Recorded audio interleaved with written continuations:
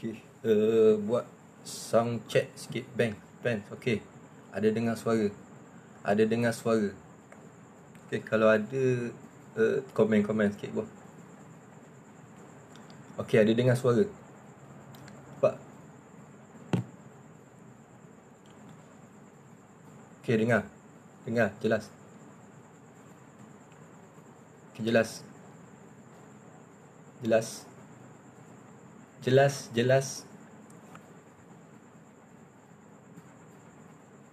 Tak ada. Dah cakap ni.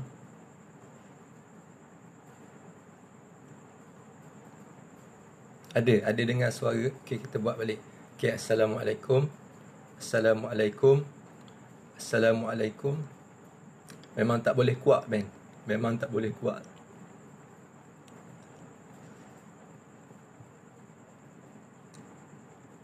Slow. Okey, jap. Aku try pakai mic headphone.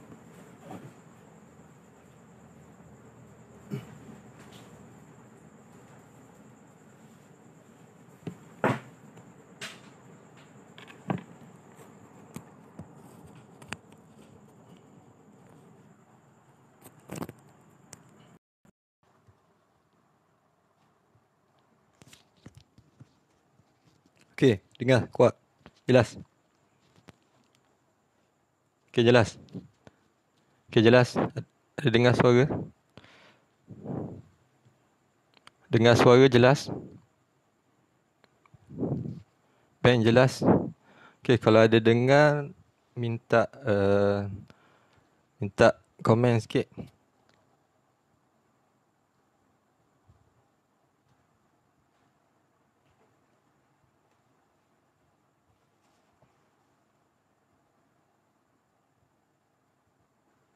Kalau jelas komen, minta komen sikit. Kalau suara jelas, minta komen sikit. Sebab kita buat sound check sampai pukul 9. Sampai pukul 9 kita start. Kalau ada masalah, memang okey, baik. Okey, so relax dulu sekejap. Okey, sambil ambil masa. Okey, cun. Okey, kita relax dulu sekejap. Tenang dulu. Okey, dalam 2 minit lagi kita start.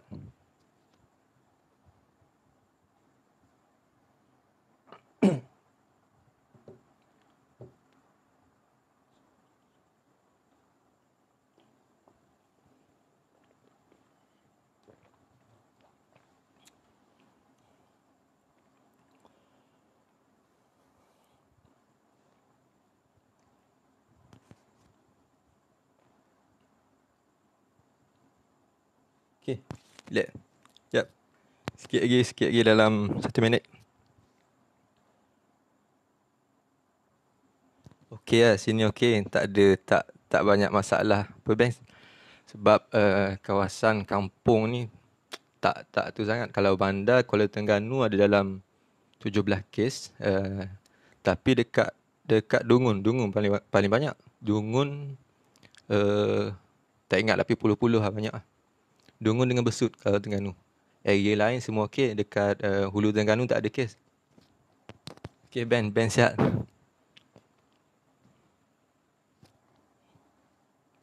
Okey, pukul 9 jadi kita tengok dah boleh start lah. Sebab ada 4 orang. Okey.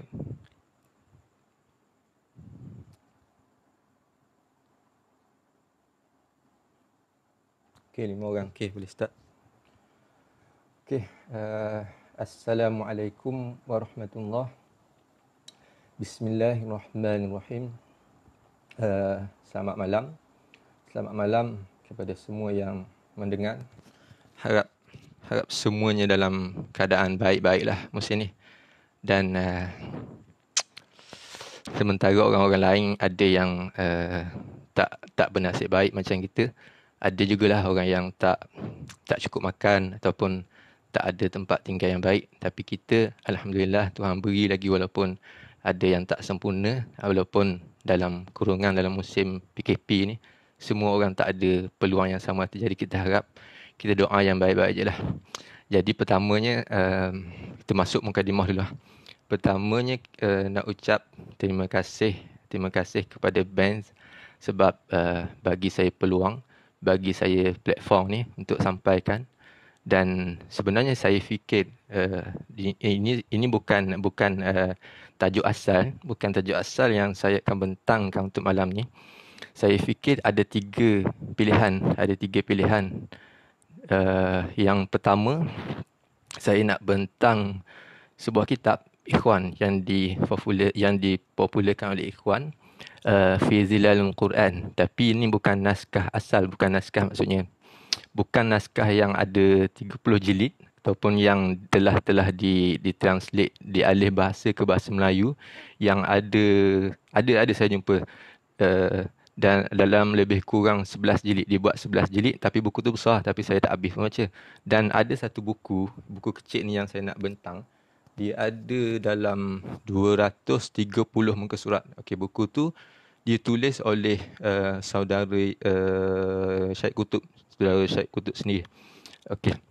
Dalam tu dia tulis balik apa yang sebenarnya yang terjadi salah faham antara yang disampaikan oleh Syed Qutb.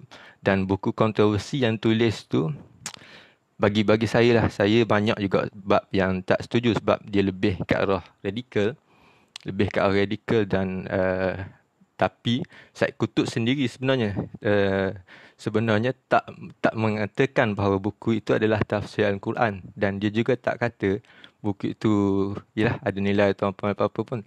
Cuma dia lebih kepada mengajak untuk menghargai ataupun lebih kepada pengalaman dia untuk dalam hayati Al-Quran di zaman Ghazwul Fikri ni yang terlalu banyak ideologi.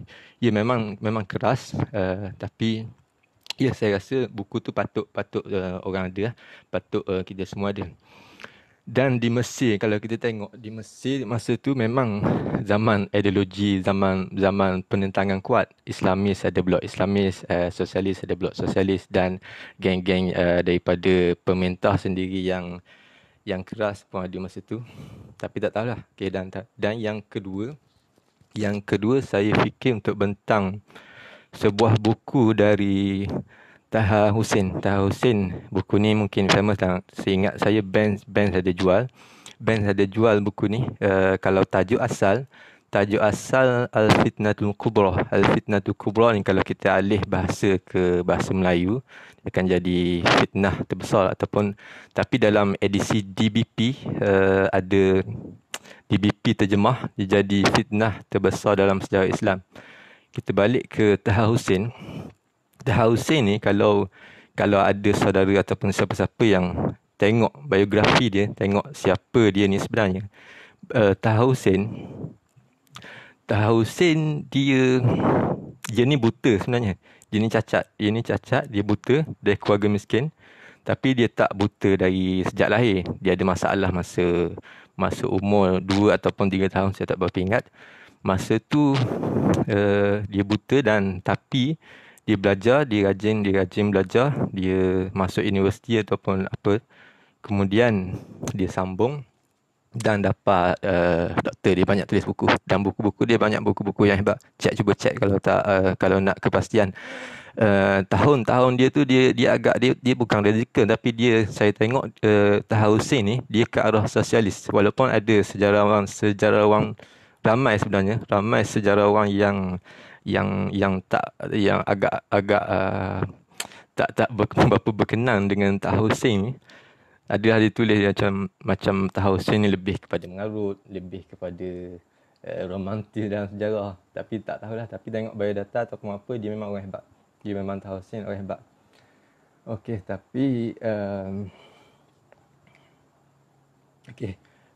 jadi bila dah dua-dua buku tu sebenarnya memang nak dibentang satu masalah Fizilalul Quran di bawah bayang-bayang Quran ataupun di bawah naungan Quran dengan bayang-bayang Quran. Saya nak buat, tapi rasanya macam buku tu terlalu annoying kot, sebab kalau saya bentang dan saya tak baca naskah asal, saya tak baca yang jilid-jilid banyak tu, mungkin akan jadi dia tak sempurna. Dan buku kedua, Fitnatul Kubra, saya cuba balik, cuba tengok, tapi tak cukup masa sebab buku tu tebal, dalam 700 muka surat lebih. Jadi saya fikir ada nota lama dan saya buat untuk bentang pasal Abu Zar. Okey, fikir pakai Abu Zar sebab Abu Zar ni dia kalau ikutkan watak dia tak populis. Dia tak populis dalam sejarah Islam. Dan dia ni non-conformist. Okey, dia non-conformist dan saya pernah lihat buku Abu Zar untuk pemula yang dikeluarkan ataupun yang diterbitkan oleh Republik Buku. Tapi saya tak tahulah cerita dia macam mana. Sebab saya tak ada buku tu dan saya tak beli pun masa tu. Antara besar yang saya kutip dari Abu Zar ada saya jumpa dari Ali Syariati sendiri. Ali Syariati ni mungkin semua orang kenal lah. Ramai kenal kot. Sebab dia ada satu buku yang dia terjemah dari penulis Mesir, kalau tak silap, Abdul Hamid Judah As-Sahab, seorang sosialis Mesir pada zaman tu yang terkenal di sekitar tahun 1950 ke atas lebih. Tapi ada buku macam Fi Qafilati Zaman, bersama Qafilah Zaman. Cuma tak tahu, mungkin tak sampai kepada kita dan tak silap. Ada juga buku Ikhwan dari penulis Abdul Qadir Audah ataupun Abbas Asisi dengan tajuk yang tak jauh lagi daripada tajuk tu, Fi Qafilatil Ikhwan, di bawah kabilah Ikhwan. Dan mungkin dalam versi Indonesia buku ni ada Kafilah Ikhwan dengan tajuk dalam ataupun bersama Kafilah Ikhwan Muslimin. Tapi negara kita sebenarnya, saya fikir benda-benda ni banyak. Negara kita sebenarnya tak banyak terjemah buku-buku ataupun karya-karya kritikal dari Arab. Sebab tu juga khazanah ilmu dunia yang hebat ataupun kebanyakannya dari Eropah ataupun dari Timur Tengah tak sampai kepada kita. Saya fikir ini bukan kritikan, ini sebuah fikiran. Maksudnya saya tengok di Indonesia, industri buku dia lebih banyak menerjemah. Kita bukan tak ada orang pandai. Sebab ni perlukan orang yang pandai untuk faham bahasa Arab, faham lugah atau apa. Tapi kebanyakan orang-orang pandai dalam Malaysia kita ni, kebanyakannya tak suka terjemah buku-buku Arab. Ataupun mereka sendiri lebih suka buat buku sendiri. Kemudian mereka kutip dari buku ni sikit, buku tu sikit, dan mereka buat.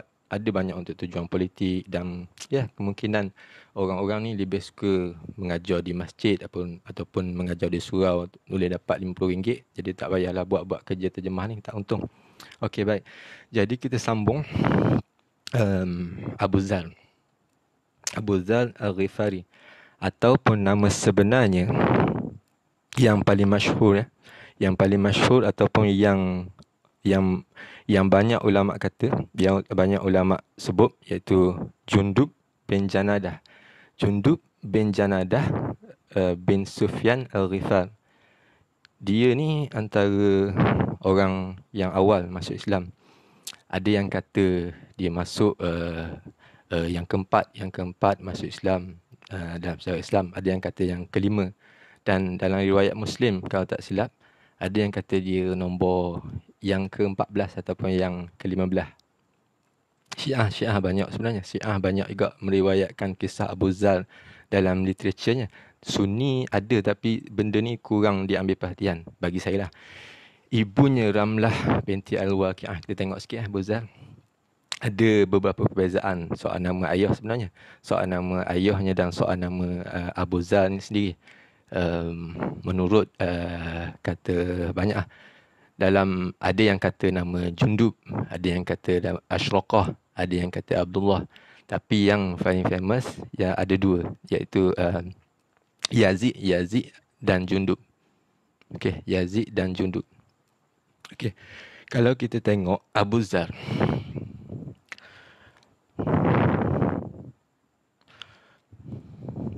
Abu Zar adalah spiritual kaum mustadafin, yakni kaum yang lemah.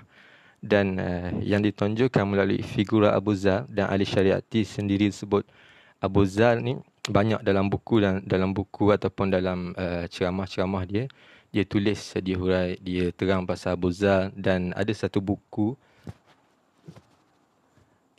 dalam ni Sosialisme Islam yang saya dapat, tak ingat saya dapat di mana. Sosialisme Islam ada dia tulis, dia mulakan perjuangan ahli syariati dengan membuat simbolik Abu Zar ke atas dirinya, bahawa dia nak jadi macam Abu Zar, seolah-olah dia nak jadi macam Abu Zar. Sebab dia faham Abu Zar ni adalah simbol non-konformis, iaitu perjuangan.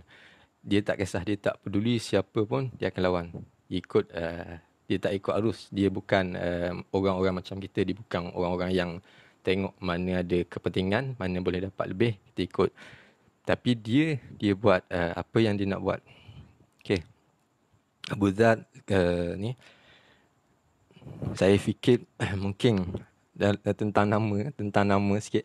Saya fikir mungkin orang Malaysia ataupun orang Melayu banyak letak nama macam kalau nama sahabat macam Ali, macam Umar, ada nama Abu Bakar, tapi tak ada pun orang yang letak nama Abu Zar.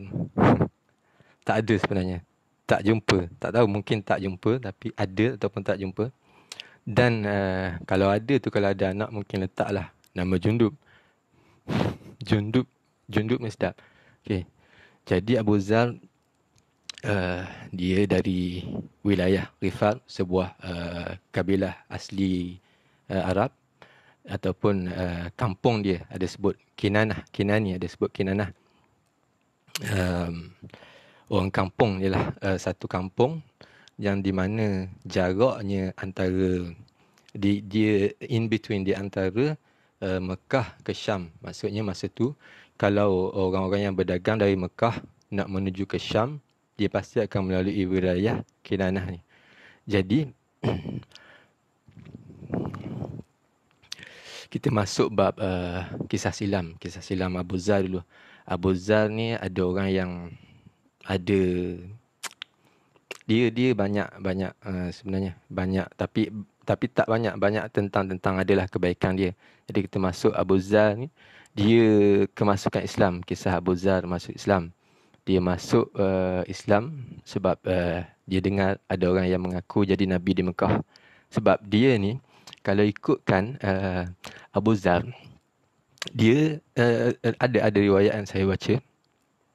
Kalau ikutkan Abu Zar, dia walaupun kita tahu di Bani Rifat yang popular, aktiviti yang popular buat Bani Rifat ni, dia merompak.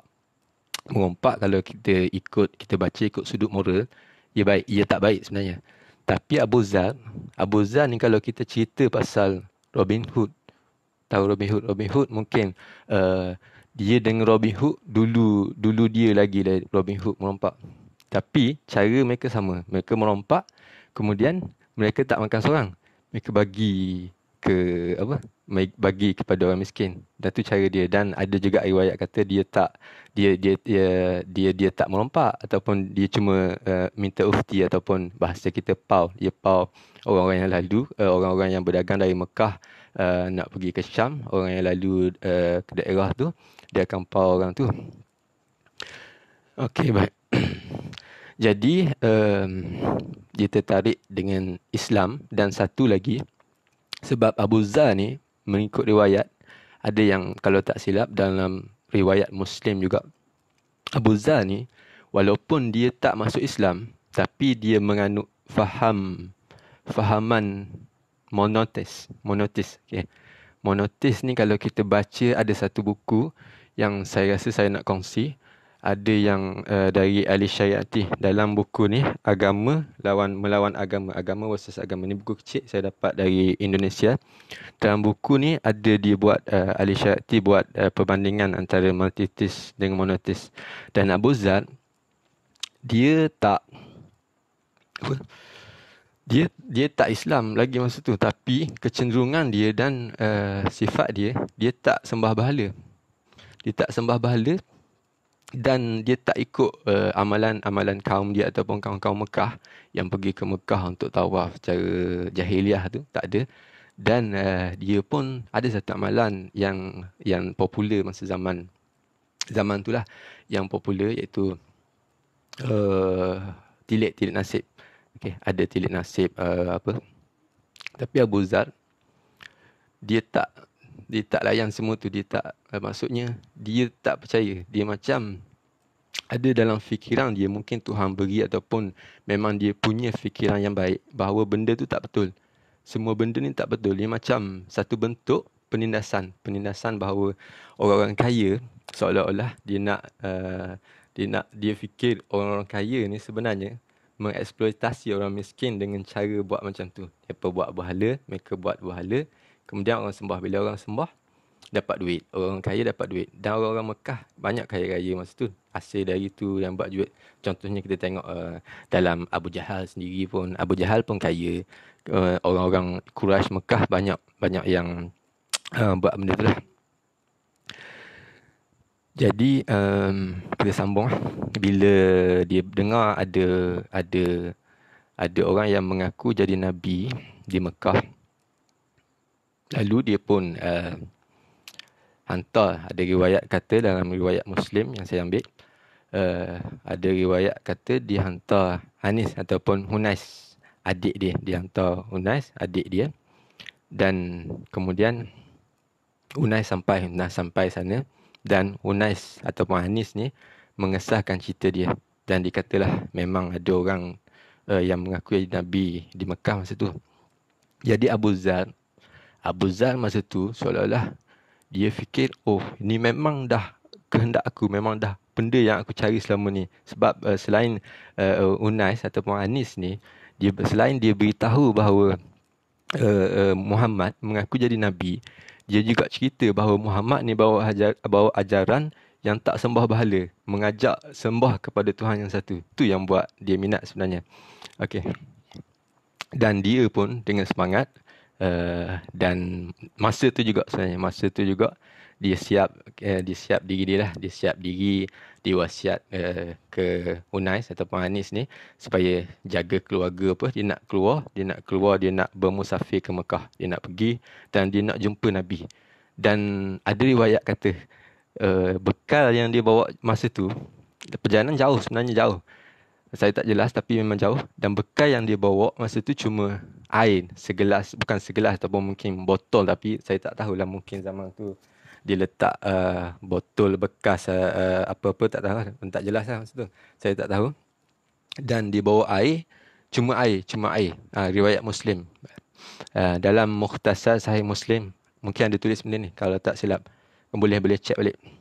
Okay, kemudian bila Abu Zar dia sampai ke Mekah, ada dua riwayat. Ada kata dia duduk Mekah lama, ada yang kata sebulan. Ada kata sebulan dia duduk Mekah.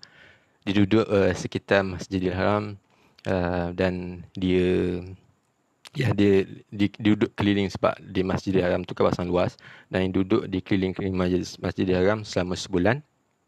Dan ada juga dalam riwayat Muslim dan juga kata dia tak makan apa-apa pun. Dia cuma minum air Zam-Zam selama sebulan sebelum dia jumpa Nabi.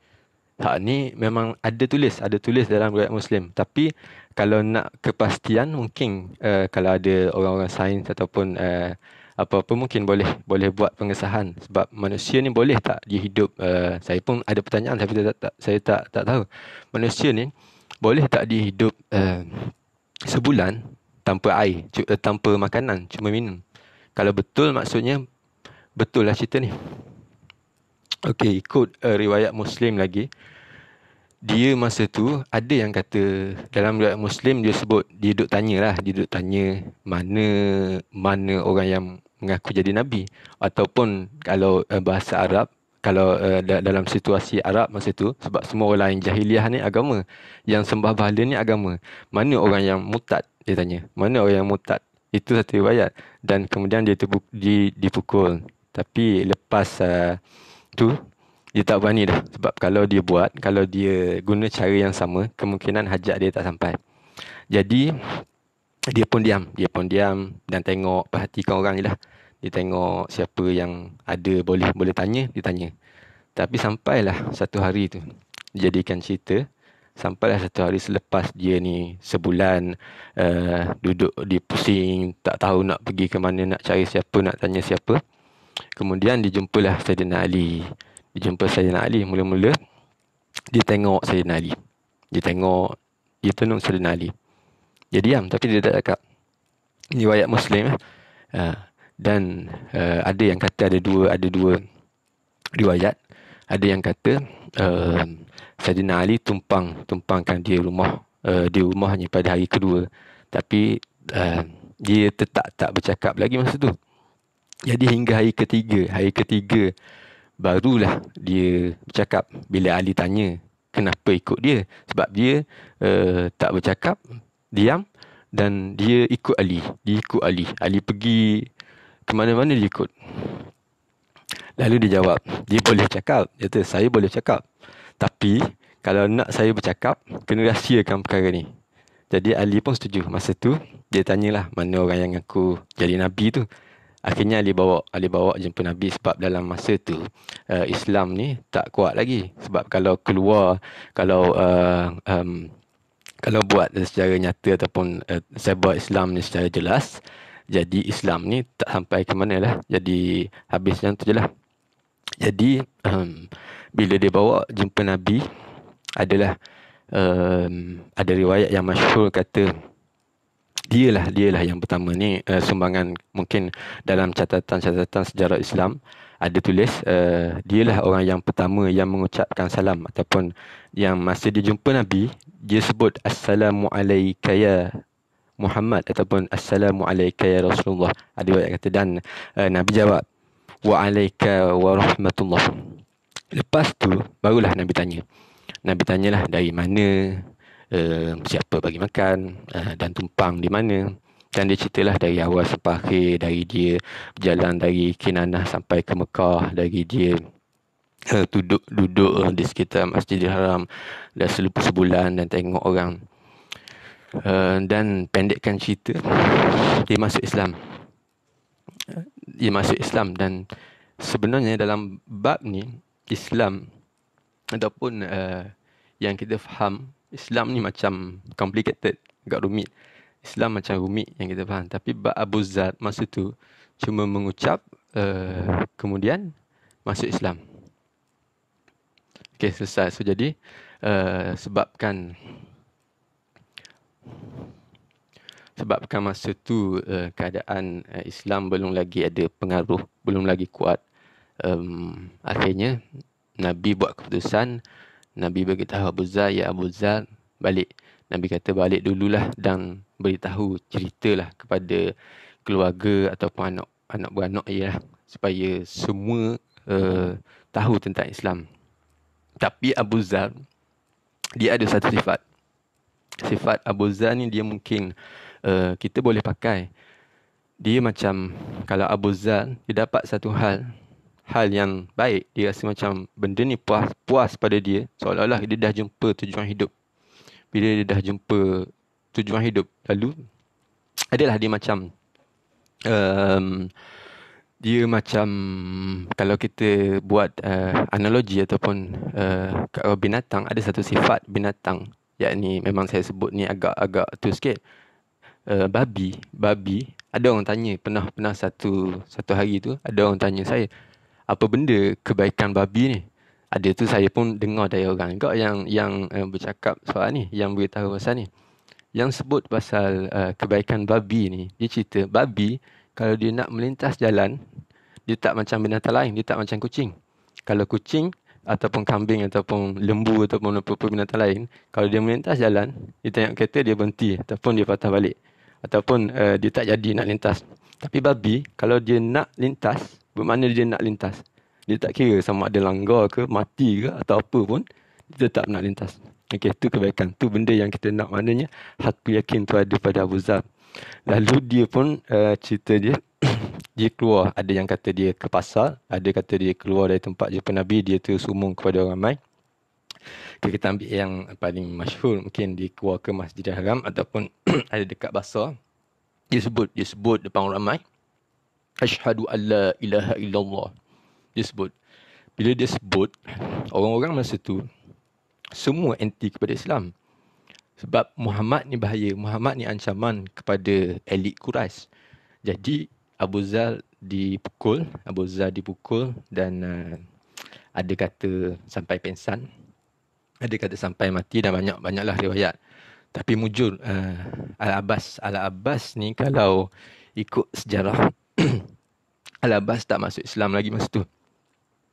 Al-Abbas pak saudara Nabi kalau kita tengok. Ada boleh tengok. Dan Tamadun Abbasiyah pun didirikan atas nama bersandarkan kepada nama Al-Abbas. Sebab Al-Abbas ni dia anak-anak dia pun ada jasa, dan anak dia kalau kita ingat Abdullah bin Abbas tu anak kepada Al-Abbas. Abdullah bin Abbas dia ada jasa dalam perang Siffin. Lepas perang Siffin ada satu peristiwa yang dipanggil tahkim yang kita tengok Abu Musa Asy'ari dengan Amrul As, dan dia jadi pendamai sekejap pada masa tu. Dan Al-Abbas ni dia tengok dan dia kenal dia kenal siapa Abu Zar. Dia kenal bahawa Abu Zar ni orang dari Kinanah. Bila orang dari Kinanah, macam saya sebut dari awal tadi, orang yang dari kaum Ghifar ni, dari kaum Ghifar ni bahaya sebab kerja dia merompak. Dan orang Arab, dia ada konflik kepentingan. Kat situ. Sebab orang Arab, dia kebanyakannya aktiviti, dia berdagang ke Syam. Maksudnya dia perjual barang atau apa benda, dia akan pergi ke Syam.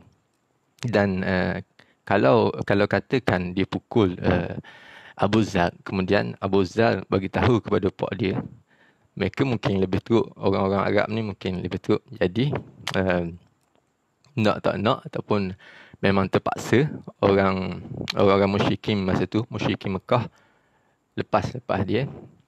Tapi lepas Abu Zar sembuh, maksudnya, ataupun ada yang kata keesokan hari, dia keluar lagi. Dia pergi istihar balik bahawa asyhadu an la ilaha illallah disebut. Dan kena pukul lagi. Dan itulah cerita dia. Dan cerita sebenarnya Abu Zar ni dia punya satu semangat bahawa kalau kita nak sesuatu benda ataupun kita dah dapat sesuatu benda tu, kita mesti ada prinsip, ataupun dalam sebutan yang lebih jelas, kita mesti ada prinsip. Dan kita sambung baik. Dalam naratif Abu Zar yang banyak sebenarnya bermula selepas hijrah. Sebab kita faham bahawa Abu Zar ni dia masuk masa Islam tak kuat, dan dia nak berhijrah pun sebab dia dengar cerita dari Nabi. Dia tak duduk dekat dengan Nabi. Dia bukan orang yang dekat dengan Masjidil Haram. Dan dia dari Kinanah. Dan selepas perang Khandaq, perang Khandaq yang Salman Al-Farisi bagi cadangan supaya gali parit tu, sebab Khandaq tu parit lah. Dan dia ada catatan, sebab ada catatan yang perang yang pertama dilalui Abu Zar adalah perang Tabuk. Perang Tabuk ni kita buat tu sikit lah. Perang Tabuk ni antara perang yang terakhir, antara siri perang yang terakhir zaman Nabi.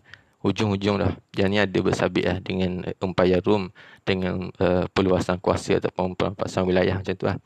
Dan kalau ikut tarikh, kalau tak silap, tahun 631 Masihi. Saya ambil Masihi sebab hijrah ni dia macam payah sikit.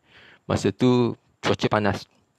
cuaca panas, dan perjalanan dari Madinah masa tu semua duduk Madinah, orang Islam ramai di Madinah, cuaca panas, dan perjalanan tu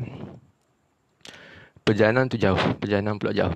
Bila dah panas jauh, jadi ada kata satu riwayat disebut Rasulullah ataupun Nabi kata, Nabi buat pengumuman lah, senang. Nabi buat pengumuman, sesiapa yang tak cukup ataupun tak cukup perbekalan ataupun tak ada kenderaan yang baik ataupun tak cukup alat-alat perang atau apa pun, Nabi kata dikecualikan, boleh kalau tak pergi. Abu Zar masa tu dia baru juga, mungkin baru juga sampai sampai di Madinah. Dan masa dia sampai tu, ada satu cerita, dibawa habis, ada riwayat kata dibawa semua anak beranak dia, saudara dia, sampai di Madinah, dibawa masuk Islam semua. Sebab dia pegang, masa tu Nabi sukalah, dia pegang janji dia pegang, dia rasa benda ni benda yang aku puas dapat. Sebab aku dapat benda ni, maksudnya aku kena bagi tahu semua orang, dan aku kena bagi tahu kepada Nabi bahawa aku dah buat kerja aku. Jadi masa perang Tabuk tu, Abu Zar Abu Zar dia tak ada kelengkapan yang cukup. Dia tak ada. Sebab gaya hidup dia minimalis. Dia tak ada, dan dia bukan orang yang terlalu kaya, tapi dia ada satu semangat. Maksudnya macam apa yang kita jelaskan tadi. Dia ada satu semangat. Kalau dia nak pergi, maknanya dia nak pergi. Akhirnya bila sampai hari nak bertolak ke Tabuk tu, dia pun keluar juga bawa kuda dia. Kuda dia ni bukan kuda yang kuat, kuda yang kalau kita baca ikut kuda, ada riwayat kata kuda ataupun unta, saya tak berapa jelas yang ni. Ada, kalau kita ikutkan, kuda dia macam kuda ataupun motosikal orang tua. Motosikal saya sendiri pun, motosikal orang tua yang memang tak boleh pergi jauh, ataupun dia buat motosikal tu untuk pergi kedai runcit, beli barang, ataupun dia buat pergi masjid, ataupun untuk jalan-jalan dekat. Dan Abu Zar, dia bawa kuda dia, dia ikut konvoi itulah, dia ikut yang pergi ke medan Tabuk tu, dia ikut juga. Dan dalam pertengahan, ada riwayat kata semasa tengah-tengah perjalanan, kuda dia dah tak larat, tak sampai. Memang kalau diikut juga, kuda tu akan mungkin mati ataupun apa, tak tahulah. Akhirnya kena tinggal. Jadi sahabat ataupun yang lain-lain, askar-askar Nabi ataupun Nabi sendiri tinggal jauh Abu Zar ke depan, Abu Zar di belakang. Dan Abu Zar dia dengan semangat dia tak patah balik, sebab dia rasa memang dia patut pergi. Dan inilah sebenarnya yang kita perlu ambil pengajaran. Dan akhirnya dia tinggal lah. Kuda dia buat keputusan, dia tinggal kuda dia tinggal kenderaan yang dia ada masa tu, dan dia jalan kaki. Dengan panas, dengan tak cukup perbekalan. Dan ada riwayat kata Nabi nampak Abu Zar berjalan dari jauh. Nabi suka, tapi Nabi sebut, ada satu hadis, saya tak berapa ingat, mungkin lebih kurang bunyi dia atau mafhum kita baca, Abu Zar hidup sendirian, mati sendirian, dan dibangkitkan sendirian. Hadis itu semua orang mungkin dengar. Dan lepas tu saya rasa kita skip dululah. Kalau ikutkan naratif Abu Zar ni yang kita susun, dia tak sampai dia tak banyak juga sebenarnya. Dia tak banyak yang saya tahulah. Kalau mungkin saudara-saudara ataupun orang lain lebih tahu dari saya, mungkin boleh cerita, boleh kongsi. Dan kita skip sebab saya nampak, saya cuma highlightkan Abu Zar masa di Madinah, masa di Mekah sekejap, masa di Madinah tu mungkin agak panjang sikit, dan kemudian masa Abu Bakar dan masa Umar dan masa Uthman. Dia ada pada 3 zaman tu dan dia meninggal pada masa Uthman tahun 600 lebih tak silap, 65 ataupun berapa tak silap, sebab pemerintahan 3 khalifah tu tak berapa lama juga. Jadi kita skip dululah pasal kontroversi ataupun apa yang sebenarnya berlaku, yang saya mungkin taklah ulas, sebab baru ni pun ada dah orang yang ulas, sebab watak Abu Zar ni pun bukan watak utama juga dalam perang-perang di zaman Ali ataupun masa konflik zaman Uthman tu. Jadi kita skip dan kita cerita balik kat belakang. Kita sambung sampai dia wafat, sambung sampai dia meninggal. Dan dia ni dah macam unsung hero sebenarnya, ataupun orang yang tak didendang, sebab banyak jasa dia dalam perjuangan dalam Islam juga, dalam awal-awal zaman Islam. Kalau nak cerita pun rasanya memang panjang lah. Jadi saya rasa lebih baik kita pergi ke wafatnya Abu Zar.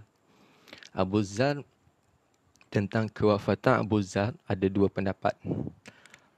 Pendapat yang pertama yang mungkin dia tinggal, yang mungkin agak masyhur, dia tinggal di Madinah masa khilafah Abu Bakar dan Umar, serta masa penggal Khalifah Uthman, masa awal penggal Khalifah Uthman.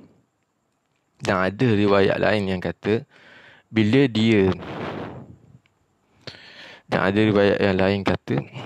tengok banyak benda, semua benda di Madinah, sebab zaman tu banyak dah. Dia ni tak suka ada satu benda. Dia tengok banyak yang sudah jadi macam barang dagangan, sudah nak dia niagakan. Dan yang paling besar, dia tengok rumah-rumah pun, yang rumah-rumah yang dulu memang hak rakyat ataupun apa pun, orang dah buat berniaga, orang dah niagakan benda tu. Jadi mungkin dia tak setuju, dan ada kata dia rasa rumah adalah di bawah hak setiap manusia untuk keselamatan dan di bawah keperluan asas, dan benda ni bukan barang dagangan. Dan saya pun setuju dengan pandangan tu. Dan dia bimbang, dia takut kalau orang ni ramai, maksudnya bila dah terlalu ramai orang yang jual rumah ataupun apa pun, ia akan mewujudkan kelas masyarakat. Kita faham kan? Bila dah ramai sangat orang berniaga dengan rumah, dan orang-orang miskin, orang-orang yang tak macam orang malhain ataupun kaum mustadafin yang banyak disebut di zaman di dalam sahabat, tak ada duit dan tak ada rumah, akhirnya merempak duduk merata. Okey, kita sambung. Baik. Riwayat ni juga kata ada yang kata dia minta dengan Uthman untuk pindah ke Syria sebab dia nak ikut berperang. Mungkin dia bosan duduk di Madinah. Dan ada satu lagi riwayat, dalam riwayat lain ada kata zaman Umar pun dia dah pindah ke Syam. Jadi kita sebenarnya tak berapa jelas juga. Ada sebab ada banyak riwayat, tapi tak apa, kita skip dulu.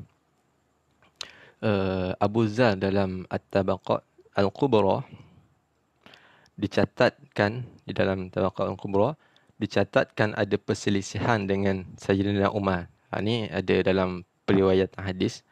Dalam periwayatan hadis ni mungkin saya tak nak ulas, dan boleh serah kepada orang hadis lah, sebab saya bukan ustaz ataupun saya bukan orang agama.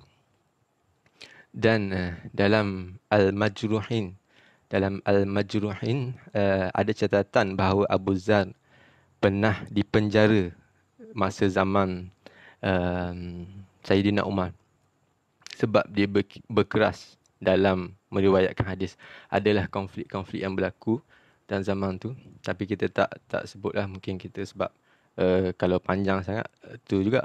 Dan ada periwayatan lain, tapi ini masa awal Islam, masa Nabi ada lagi lah.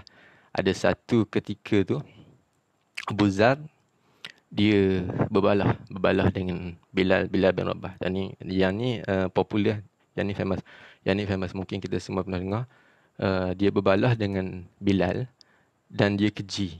Dia keji dalam riwayat ni ataupun dia kutuk Abu Zar dengan gelaran mak kau hitam. Lebih kurang macam tu lah kalau kita mak kau hijau ataupun ya lebih kurang lah.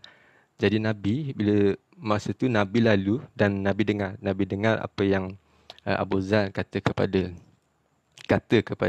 Bilal dan Nabi marah. Lalu Abu Zar adalah Nabi sebut Abu Zar masih bawa perangai jahiliah. Tapi Abu Zar bila dia dengar tu dia sedar. Dia sedar dan dia diam, dia tak kata apa.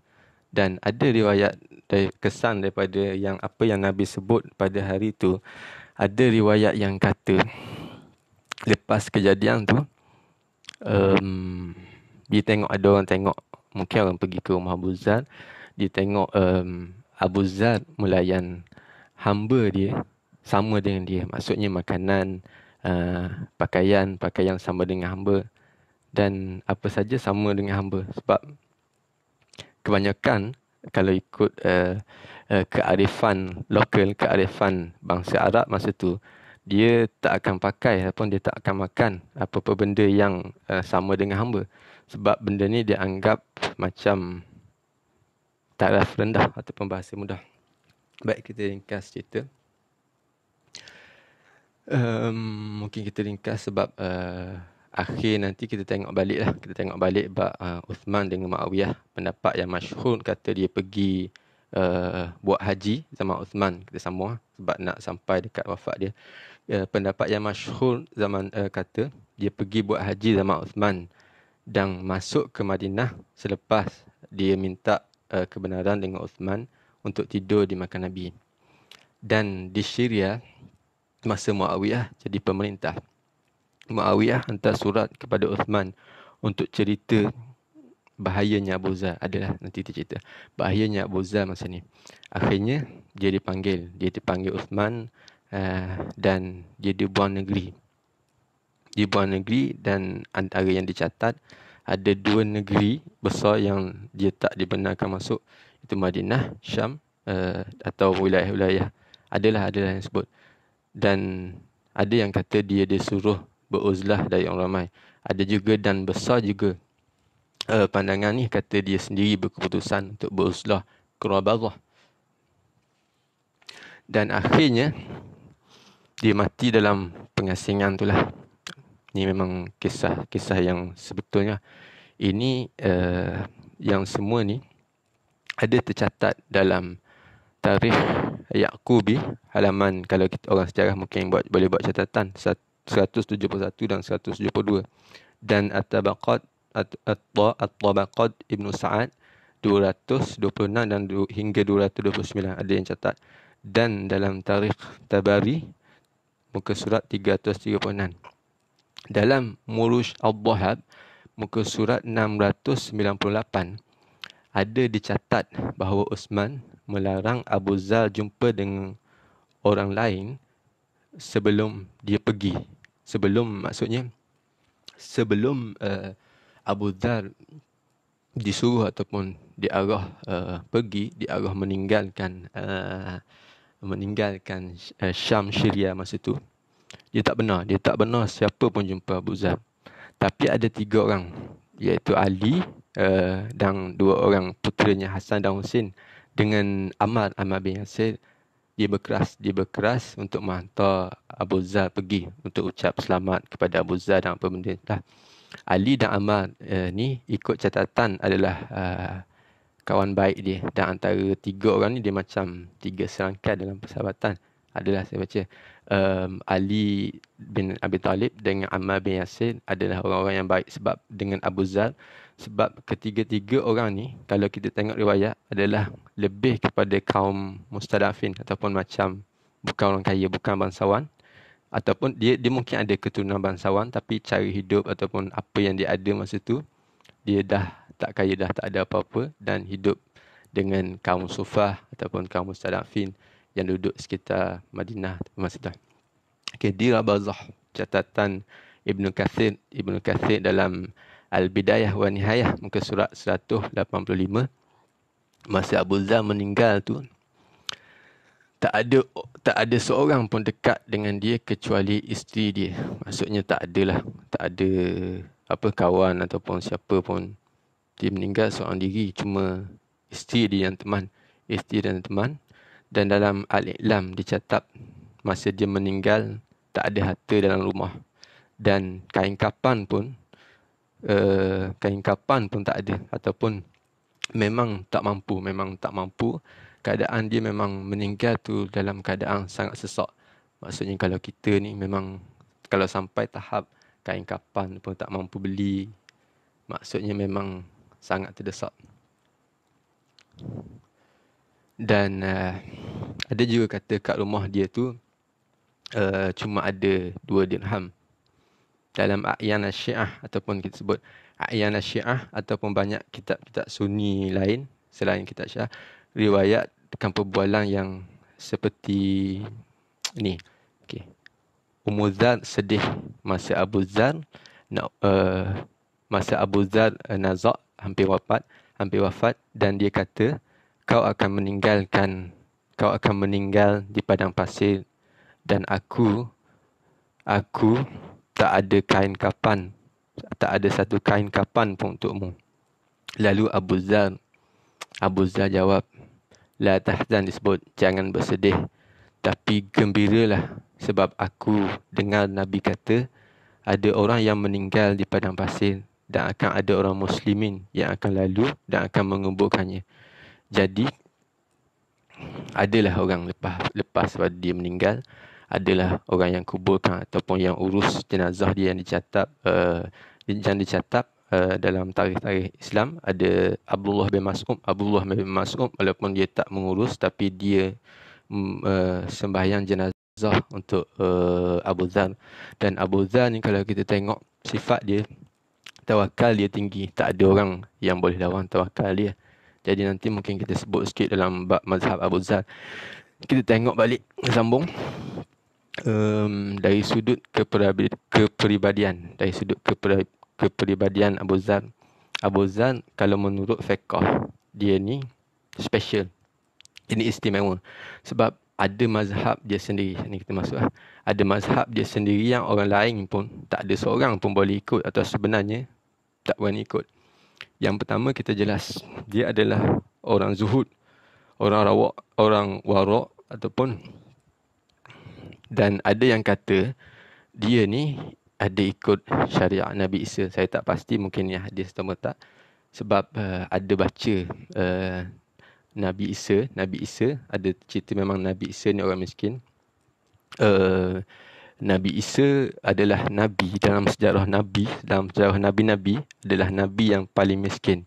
Sebab Nabi Isa dia tak ada rumah dan dia tak ada apa-apa harta. Dia cuma ada sekeping atap. Ini ada riwayat, saya tak tahu sahih kata pun tak. Dia cuma ada sekeping atap untuk buat berteduh. Nabi Isa adalah simbolik kepada minimalis juga, yang lebih awal daripada Abu Dzar kalau katakan catatan ini betul. Dan kita sambung, kalau kita teliti mazhab Abu Dzar ni, yang kita tengok memang tak ada siapa pun boleh ikut. Sebab dia pakai mazhab, ada ulama sebut mazhab Abu Dzar ni mazhab burung merpati ataupun mazhab burung.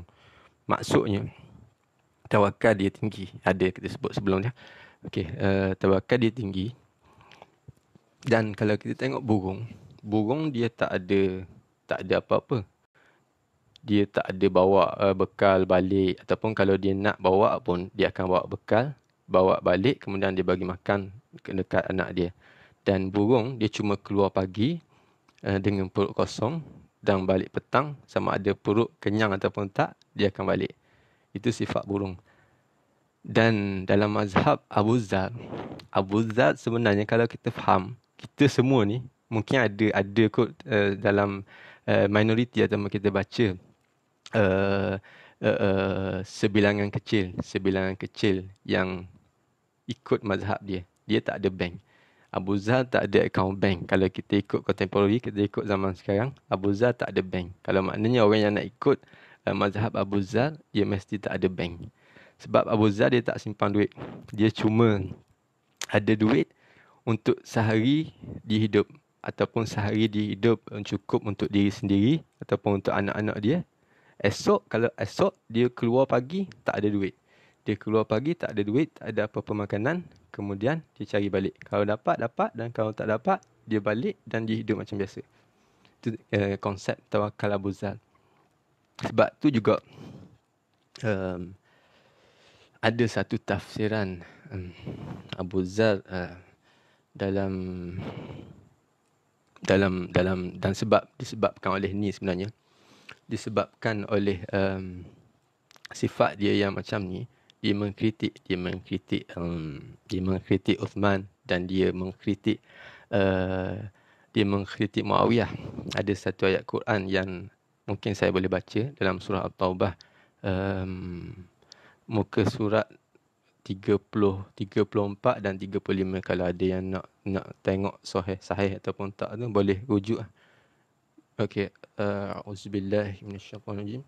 Ya ayyuhallazina amanu inna katsiran minal ahbari war ruhbani la ya'kuluna amwalan nasi bil batili wa yasudduna an sabilillah walladzina yaknizuna adh-dhahaba wal fiddah wa la yunfiqunaha fi sabilillah fabashshirhum bi'azabin alim. Tu ayat yang 34 surah At-Taubah. Dan ada kata dia kritik pakai dua ayat 34 dan ayat 35. Ayat 35, yauma yuhma 'alaiha fi nari jahannam fatukwa biha jibahuhum wa junubuhum wa zuhuruhum hadza ma kanaztum li anfusikum fadhuqu ma kuntum taknizun. Okey. Dalam ayat yang pertama mungkin kita jelas firman Tuhan yang saya kata bahawa Abu Zar menafsirkan ayat ini begini tentang pengumpulan harta. Okey, ada soalan. Kalau ada soalan boleh kemukakan. Ada satu soalan. Okey, nanti soalan-soalan ni kita jawab dekat akhir nanti kita jawab. Okey, kita sambung. Kita baca maksud ayat Quran ni. Wahai orang yang beriman, inna katsiran, sungguh kebanyakan minal ahbar ulama Yahudi wal ruhbani dan rahib Nasrani la yakuluna amwalan, sungguh mereka makan harta manusia, amwalan nas manusia, sungguh mereka makan harta manusia bil batili wa yasudduna an sabilillah, mereka makan harta manusia dengan batil dan menghalang jalan Allah. Okey, ni ayat yang ke-34 surah At-Taubah. Kita baca jelas sikitlah.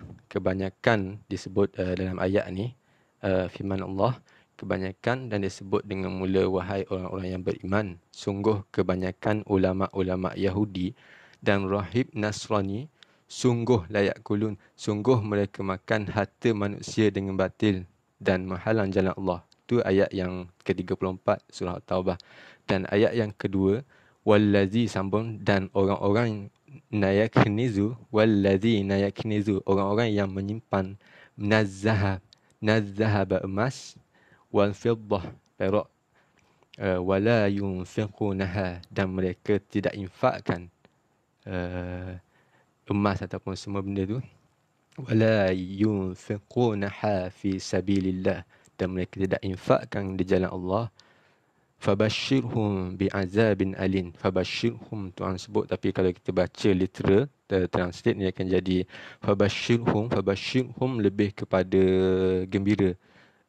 Berilah, Tuhan sebut berilah kabar gembira kepada azab yang pedih. Silap. Sorry, bukan. Ni baru yang ke-34. Saya tak sambung lagi yang ke-35. Okey, yang ke-35 tu yang pertama, yang 34 yang disambung dari ayat surah At-Taubah yang 34, dan orang-orang yang beriman dan orang-orang yang menyimpan. Okey, ni yang kedua, rangkap yang kedua, baris yang kedua, orang-orang yang menyimpan emas dan perak dan mereka tidak infakkan di jalan Allah, berilah khabar gembira dengan azab yang pedih. Ini Tuhan sebut. Dan ni Abu Zar selalu sebut kat pemerintah. Dan yang kedua, yauma yuhma 'alaiha fi nari jahannam. Pada hari dipanaskan atasnya dalam neraka jahannam, fatukwa biha jibahuhum wa junubuhum. Maka diseterika ataupun ditekapkan dengan dahi dan pinggang, wa zuhuruhum dan punggung mereka. Hadza ma kanattum. Inilah apa yang kalian simpan lianfusikum untuk diri kalian. Fazuqu ma kuntum taknizun. Maka rasalah apa yang kalian simpan. Kita baca balik. Pada hari dipanaskan di atasnya dalam neraka jahanam, maka ditekapkan dengannya dahi, dengan api neraka itu dahi dan pinggang dan punggung mereka. Sebab inilah apa yang kalian simpan. Seolah-olah Tuhan beritahu, inilah apa yang kalian simpan untuk diri kalian dulu.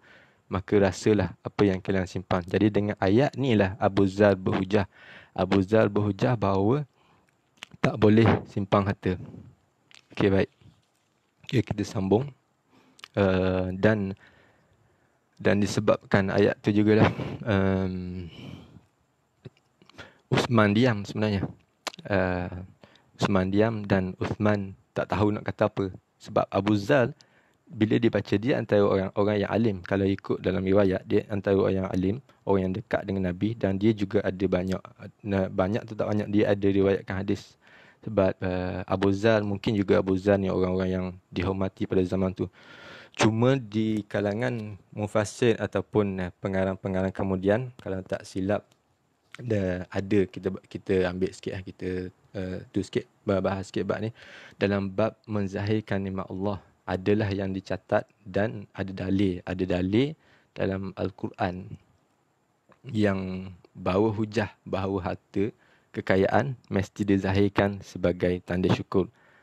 Kalau kita tengok sini lah, ada teringat satu kisah orang alim yang kaya, rumah besar, tapi nama tak ingat. Adalah satu hari datang seorang lelaki nak berguru dengan dia dan dia ceritalah, dan orang-orang ceritalah bahawa Tok Guru ni orang yang alim dan orang yang zuhud. Sebab dia dengar orang zuhud, dia rasa nak pergi.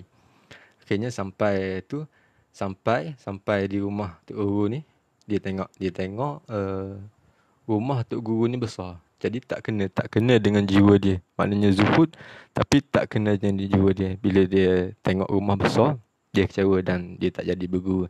Jadi ringkas cerita, Tok Guru tu jawab lebih kurang lah, zuhud itu bukan pada penampilan tapi pada hati. Walaupun kita ada rumah besar, kalau tak masuk dalam hati, tak jadi apalah rumah tu juga. Dalam bab zuhud, kita berhenti sekejap. Ada banyak juga sebenarnya yang mungkin boleh kita buat rujukan. Antara yang saya ada satu buku ulama Syiah yang agak agak konservatif, berkontradik dengan ahli syariati, Muntada Mutahari. Dalam ni dia ada terang dalam bab zuhud. Rasanya tak payah baca, mungkin orang lain dah ada buku ni kot. Okey. Tapi kita sambung. Abu Zar, dalam bab Abu Zar, dia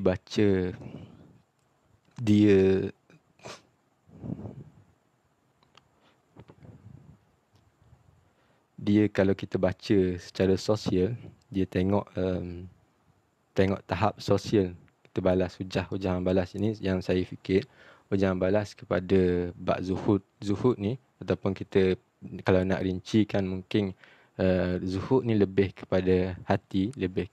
Maksudnya kalau kita kata zuhud, tak semestinya orang yang pakai pakaian buruk itu zuhud, ataupun orang yang pakai kenderaan buruk tapi dalam bank duit banyak. Tapi dalam konsep Abu Zar dia lain. Zuhud ni dia lebih kepada perasaan. Kalau ikutkan yang cerita yang pertama tadi, yang anak murid nak berjumpa dengan guru, dia tu zuhud Tok Guru tu. Tapi zuhud dia dalam bab dia menzahirkan nikmat. Dia tak kisah pun apa benda yang dia ada, dan dia tak simpan sebagai harta. Cuma kalau orang mungkin ada yang memerlukan, mungkin dia akan beri. Okey, dalam bab Abu Zar, Kita tengok sikit. Dia tengok tingkat sosial dan dia banyak hidup dengan golongan mustadafin. Memanglah kita pun tahu bahawa sejarah hidup dia banyak hidup dengan orang-orang yang lemah, kaum-kaum syufah, dan dia tinggal dengan orang gelandangan, orang gelandangan ni syufah yang duduk di satu sudut di Masjid Madinah. Kadang-kadang perkara ini berkait dengan persekitaran juga. Sebab saya rasalah ini pandangan saya sendiri dan yang saya tulis dulu, berkait dengan persekitaran atau dengan siapa kita bergaul.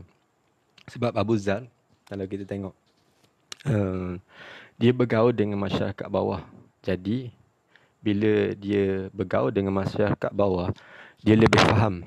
Ataupun dia sebenarnya, dia nampak orang bawah sangat susah dan lapar. Dia lebih tahu. Dan dia tahu macam mana rasanya susah dan lapar. Dan kalau baca konteks tawakal atau bab zahirkan nikmat ke atas tu, Abu Zar sebenarnya sudah lulus semua tu. Sebab tak bertembung pun dengan mazhab Abu Zar. Sebab dia pun dalam mazhab dirinya sendiri, dia juga tak kisah pasal harta. Walaupun dia memang tak ada harta, tapi dia tak kisah. Tapi inilah satu cara minimalis ni sebenarnya. Cara kita bebas. Sebab pandangan saya lah, bagi saya, mungkin orang lain setuju atau tak tahu. Bila orang kaya, bila kita terlalu kaya sebenarnya, terlalu banyak benda kita simpan, kita akan banyak fikiran, banyak benda yang kita fikir, kita hidup tak tenteram. Okay. Dan kalau tengok jugalah Abu Zar, kita sambung sikit lagi. Abu Zar, dia ni kalau kita kata dalam konteks hari ini, dalam konteks semasa, mungkin kita tengok ramai juga sebenarnya orang-orang yang berpenampilan zuhud, tapi sebenarnya itu syuh, ataupun dalam bahasa Arab syuh tu, kalau kita dia ada istilah syuh ni, kedekut juga. Dia bakhil kedekut. Syuh ni kedekut, kalaupun ataupun dia baca kedekut tak hidung masin ataupun tangkai jering, maknanya terlajak kedekut. Ada dalam istilah tu. Dan kita tengok orang-orang hari ni pun, sebab ramai yang bercakap sebenarnya, bukan ni pandangan, ramai yang bercakap ataupun ramai yang dia bercakap soal orang miskin, tapi sebenarnya dia tak hidup dalam persekitaran miskin. Dia cuma kadang-kadang ada orang yang pergi hantar beras, kemudian dia kata, oh inilah kaum tertindas macam ni, dan dia merasai. Sebenarnya dia tak merasai, sebab kalau dia nak merasai, dia tak perlu pun balik ke rumah dia yang mewah tu, yang ada kipas, yang ada semua tu, yang ada aircon. Dia tinggal tu dengan orang miskin. Okey. Baik. Jadi Abu Zar, kita masuk dalam zaman Khalifah Uthman. Abu Zar semasa zaman Khalifah Uthman dan zaman Muawiyah, kita rangkum sekali. Mulanya kita cerita dah, tadi ada dua riwayat pasal bila dia ke Syam. Jadi yang tadi kita cerita bila masa yang dia ke Syam, dan ni jadi kita ambil kat mula konflik masa dia tengok Uthman bahagi duit kepada Marwan bin Hakam dan adiknya 300,000 dirham, dan diberi kepada Zaid juga 100,000 dirham. Mana banyak. Abu Zar tengok dan Abu Zar marah sebab benda ni macam tak kena dengan fikiran Abu Zar. Jadi Abu Zar ni memang kita faham, kalau Uthman ke ataupun siapa ke, dia tak ada dia tak ada protokol atau apa, dia tak kisah raja ke ataupun siapa ke, kalau dia nak hentam dia akan hentam. Okey, lalu pun dia tegur Abu Zar kata, beritahukan kepada orang-orang yang menimbun harta, kamu semua akan masuk neraka. Dan dia baca, lepas tu dia baca ayat yang kita baca tadi, ayat yang 34 surah Taubah tu. Dan ada riwayat kata dia sebut tu depan Uthman, dan ada juga kata dia sebut depan Marwan. Marwan. Sebab hak ni tak jelas.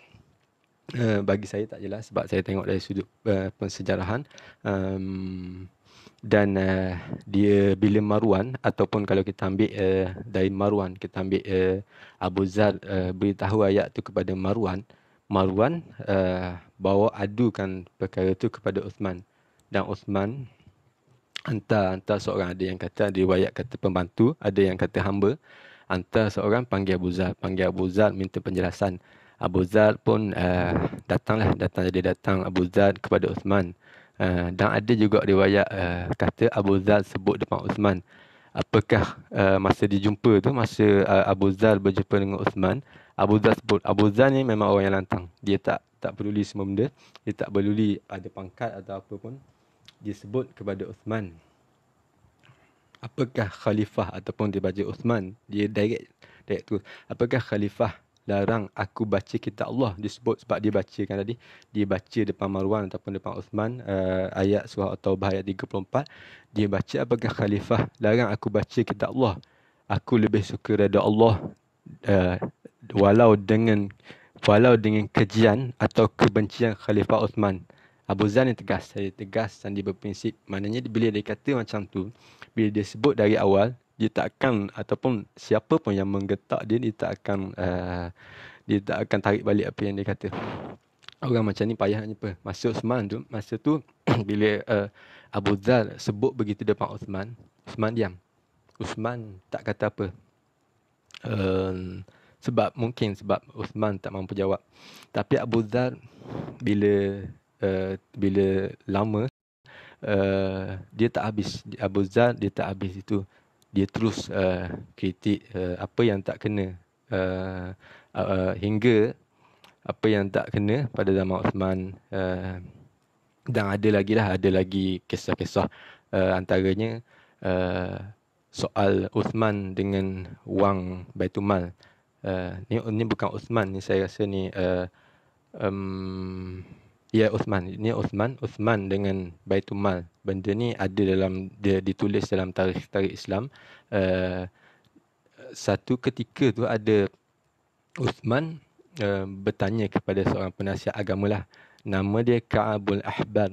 Kalau dalam ada yang tulis, saya tengok dalam periwayatan, ada yang ditranslatekan ataupun dialih bahasa ke bahasa Melayu, dia tulis Ka'abul Akhbar. Akhbar tu rasanya tak betul, sebab saya tengok kebanyakan tulis alif ha dhamir.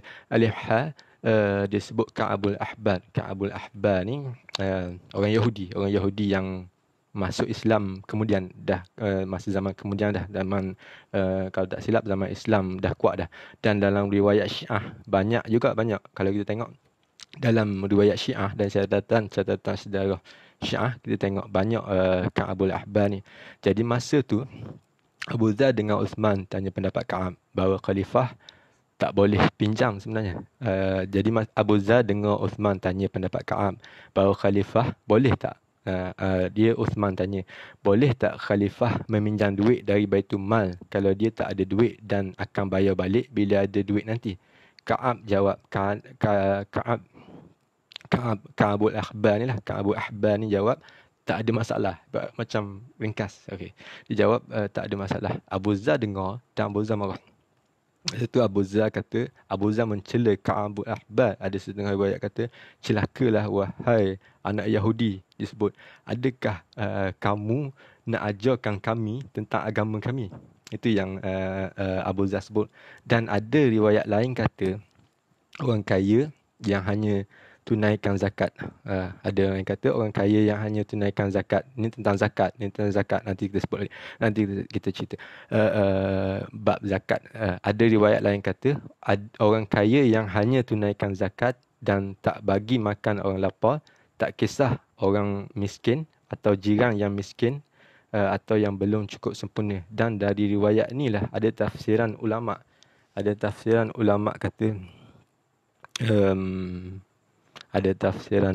Kata Abu Zar cuba mewajibkan sedekah. Walhal kita tahu zakat adalah sedekah wajib. Sebab kita tengok dalam konteks ni ada yang sebut bahawa Uthman membuang Abu Zar ke Syria adalah disebabkan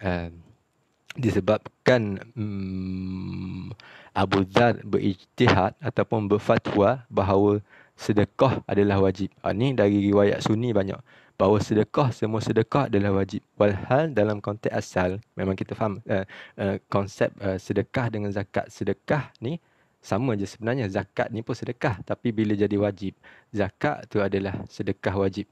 Okey, sedekah ni sedekah sunat. Jadi Abu Zar nak rangkumkan kedua benda ni jadi dalam konteks wajib.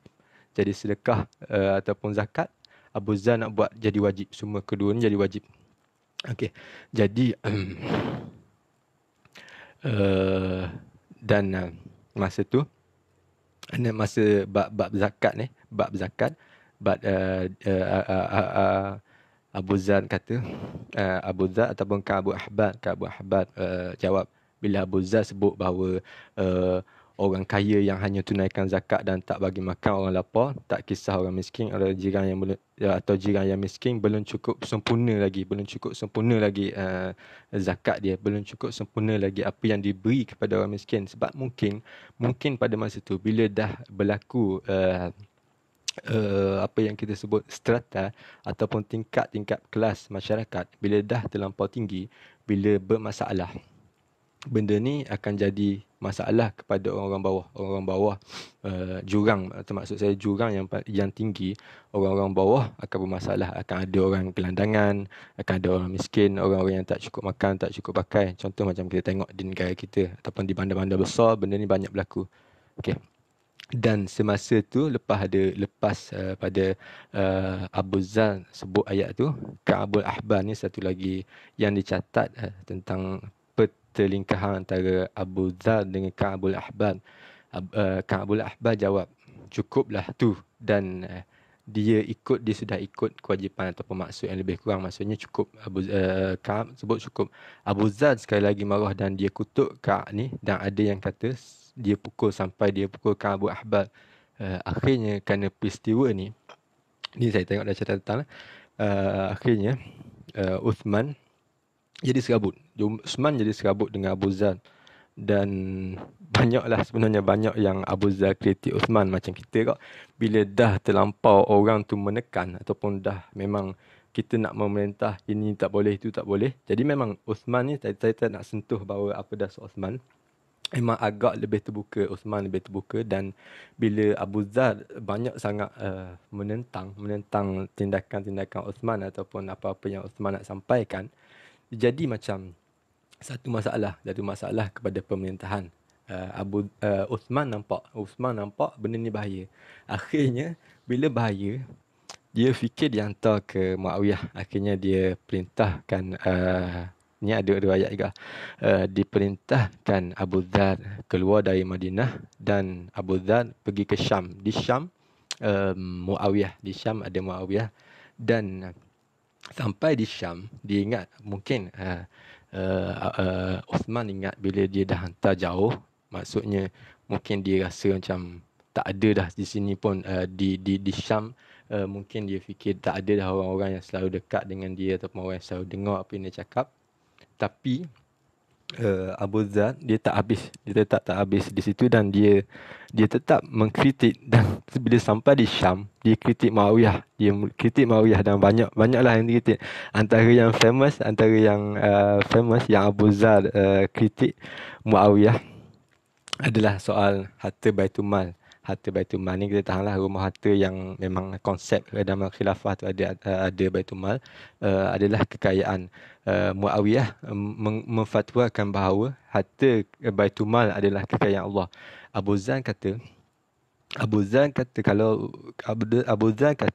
tak betul. Abu Zar kata benda ni tak betul. Sebab pada pandangan Abu Zar, sebab bila dikatakan kekayaan Baitul Mal adalah kekayaan Allah, Abu Zar ia macam bercanggah. Sebab pendapat Abu Zar, kekayaan Baitul Mal adalah kekayaan kaum muslimin dan bukan kekayaan milik Allah. Sebab ni bukan konsep ketuhanan. Ini konsep hablum minan nas. Ini bukan konsep hablum minallah, di mana harta untuk dibahagikan kepada kaum muslimin. Itu yang Abu Zar nampak. Dan kita tengok kalau katakan harta tu milik Allah, mungkin kita tengok kalau harta tu bukan milik Allah, harta tu milik Allah, Abu Zar nampak seolah-olah Muawiyah cuba membenarkan bahawa Baitul Mal adalah milik Allah, dan kemudian bila dah milik Allah, ia macam kapital, kemudian diberi hak mutlak kepada khalifah untuk bahagi kepada siapa yang dia nak, dan dia takut bila pembahagian secara boros ataupun secara tidak adil akan menyebabkan orang miskin semakin miskin, orang miskin akan susah dan banyak masalah sosial berlaku. Ni konsep ni kalau rajin dan kalau ada yang tak faham mungkin kita sebut balik lah. Tapi kalau ada masa lah saya cuba yang pemudah, tapi kalau kita nak mungkin kita boleh pemudahkan konsep Muawiyah ni macam capital lah contohnya. Konsep kapitalis, konsep menghimpunkan satu benda di satu tempat kemudian dibagikan mengikut apa yang dia nak bagi. Dan konsep Abu Zar adalah konsep sosial. Okey, tu saya nampak. Dan satu lagi, Abu Zar ni masa zaman laju sikit, masa zaman Khalifah Muawiyah, bukan khalifah, hanya gubernur di Syam pada masa tu, dia nampak bahawa Muawiyah terlampau bermewah. Muawiyah zaman tu dia dah macam ada provinsi ataupun wilayah Syam dah macam wilayah pemerintahan dia sendiri, sebab dia siap ada tentera sendiri dan dia siap ada pengiring, tak sama dengan khalifah-khalifah lain. Abu Zar nampak, dan ada satu cerita yang ni mungkin famous juga lah, mungkin ramai orang dengar kalau orang baca. Istana Hadra. Istana Hadra ataupun kalau di alih bahasa yang jadi Istana Hijau, yang dikatakan besar pada masa tu. Abu Zar kritik sebab Abu Zar tengok Muawiyah ni terlalu bermewah-mewah. Dia kritik dan dengan ucapan yang kita biasa dengar lah. Ucapan yang kita biasa dengar, dan ucapan ni juga ahli syariati ataupun ramai tokoh-tokoh sosialis yang ambil. Kalau engkau bangunkan istana ini dengan wang kaum muslimin, ia satu pengkhianatan. Dan kalau kau bina ia pakai wang kamu sendiri, ia satu bentuk pemborosan. Ya, betul lah. Maksudnya, bila dah buat benda yang terlampau besar, terlampau lebih daripada keperluan, dan kau adalah seorang pemimpin, itu bermasalah kepada orang lain. Dari sudut moral, dari sudut pandangan, dan dari sudut secara langsung pun benda tu akan bermasalah. Okey, soalan nanti kita jawab akhir. Kalau ada lagi soalan boleh kemukakan. Kalau ada lagi soalan boleh kemukakan. Kita ada tak banyak dah. Ni mungkin dah nak habis dalam 10 minit ataupun 15 minit lagi. Kemudian kita sambung soalan. Okey. Dan Abu Zar sampai di Syria, dia tak berhenti melawan, penindasan, dia tak henti melawan pemborosan pemerintah. Dan selalu ataupun di banyak-banyak tempat dia berkhutbah. Dan dia mengingatkan orang-orang dengan satu ayat, jaga-jaga kalian, orang kaya akan mendapat bencana dari orang miskin. Ini ayat yang terkenal juga kalau kita baca dalam sirah-sirah. Ramai orang juga masa tu bila ni mungkin sebab kalau kita tengok dalam riwayat ni, dia sebut ramai orang juga yang terpengaruh dengan Abu Zar, dan kebanyakannya dari golongan miskin ataupun golongan mustadafin, yang semakin ramai orang-orang yang dengar ceramah-ceramah dia. Dan ada kata bila dia dah bercakap soal bahawa jangan menimbunkan harta, jangan boros, jangan bina istana yang besar, jangan buat benda yang tak patut melebihi keperluan, ramai orang miskin. Kalau kita tengok dalam konteks ni, konteks sosial, kita baca konteks sosial, bahawa mungkin zaman tu yang berlaku ketidakadilan sosial sedang berlaku. Ini logik kalau sebab dikatakan di riwayat ni ramai juga orang yang terpengaruh. Kita tak tahu sebenarnya. Saya sendiri pun tak tahu, tak jelas berapa ramai, tapi ramai maksudnya adalah, maksudnya ramailah, lebih daripada 2 orang ataupun mungkin 10 ataupun berpuluh-puluh orang juga. Dan ada pula kata, ni riwayat yang ni mungkin tak berapa jelas juga. Ada yang kata dia pernah buat demo. Ada ni ada yang cerita bahawa demo dalam demo yang pertama dalam sirah Nabi Abu Zar. Okey. Akhirnya Muawiyah pun tak tahan bila dia dah serang Muawiyah kiri kanan kutuk macam tu dengan teruk lah. Kita baca teruk, dengan teruk. Muawiyah tak tahan dan Muawiyah Muawiyah panggil lah seorang, ataupun ada yang kata Muawiyah mengadu terus kepada Uthman. Asalnya Uthman yang hantar Muawiyah, hantar Abu Dzar ke Uthman, ke Muawiyah, kepada Muawiyah. Tapi Muawiyah sendiri tak tahan untuk menangani Abu Dzar. Akhirnya Muawiyah minta nasihat Uthman. Bila minta nasihat Uthman, dan dia tak minta silap. Dia dipanggil, Uthman panggil Abu Dzar datang menghadap di Madinah. Abu Dzar pergi dan Abu Dzar Abu Dzar ulang ayat Taubah, ayat surah At-Taubah yang ke-35 tadilah, yang pasal orang kumpul harta dan banyak lagi ya. Jadi dia kritik Uthman dan Muawiyah ni yang buat mereka rasa Abu Dzar ni bahaya. Dan ceritalah bahawa Abu Dzar kritikan Abu Dzar kata Uthman, dia kata Muawiyah ni bahaya. Dan akhirnya mereka berbincang, Uthman dan Muawiyah berbincang, dan akhirnya membuat keputusan yang disepakati bersama bahawa orang ni, Abu Dzar, mesti diasingkan, mesti dibuang dari negeri ni, dibuang dari pemerintahan yang kita berduduk. Jadi, dan ada satu lagi riwayat kata yang dia relakan diri. Ni ada dua riwayat. Ada yang kata, yang pertama kata dibuang, dan ada lagi satu yang kata riwayat dia relakan diri dia untuk beruzlah. Beruzlah ni maksudnya mengasingkan diri ke Rabazah. Dan ada juga kata dia pergi atas nasihat Uthman. Yang pertama dia dibuang, agak kasar, yang dia dibuang oleh Uthman. Dan yang kedua, ada kata dia rela, maknanya dia relakan diri untuk pergi ke Rabazah, untuk beruzlah ke Rabazah.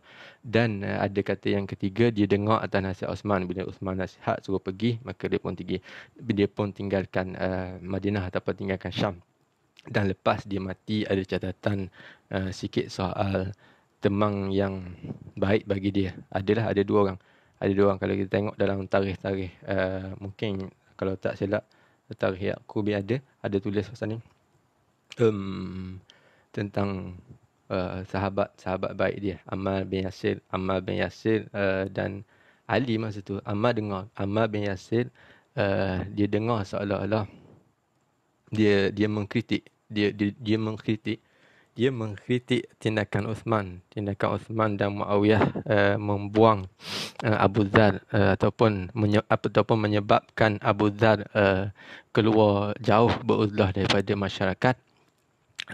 Kemudian berita Ammar mengkritik Uthman dengar, dan Uthman panggil Ammar ni lepas kematian Abu Dzar, sebab orang lain bersedih, dan dikatakan Uthman pun bersedih masa kematian Abu Dzar. Dan dipanggil Ammar bin Yasir. Dan masa tu juga kalau tak silap dibuat Uthman buat keputusan untuk membuang Ammar pula ke Rabazah. Tapi berita ni sampai ke Sayyidina Ali. Kemudian Sayyidina Ali jumpa Uthman dan ada pertelingkahan lidah juga, tapi taklah besar mana.